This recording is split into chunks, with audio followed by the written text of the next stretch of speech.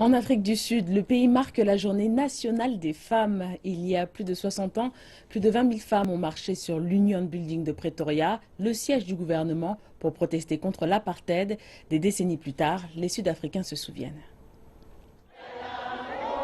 Pour marquer le 60e anniversaire de la marche des femmes contre l'apartheid, le gouvernement a lancé un monument héritage vivant à Pretoria.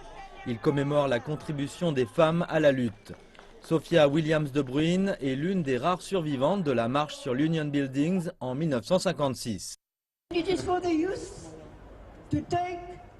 C'est maintenant à la jeunesse de prendre le flambeau que nous leur avons légué et de se battre contre les injustices dans notre pays.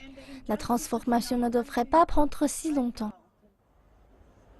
Le président Jacob Zuma a salué les femmes pour leur rôle important dans la libération du pays. Mais il a admis que de nombreux problèmes demeurent.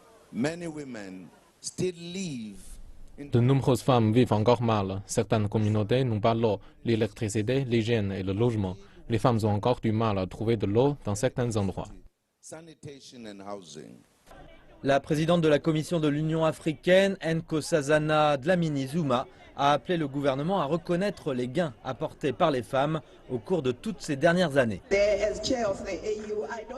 En tant que président de l'UA, je ne veux pas interférer dans les affaires internes des pays. Mais l'UA regarde l'Afrique du Sud avec respect et si l'Afrique du Sud est faible, les leaders sud-africains sont faibles, le continent est faible. Nous le devons à ces femmes, aux présidents et vice-présidents d'Afrique du Sud. Ce pays doit être fort, fort pour lui-même et fort pour le continent.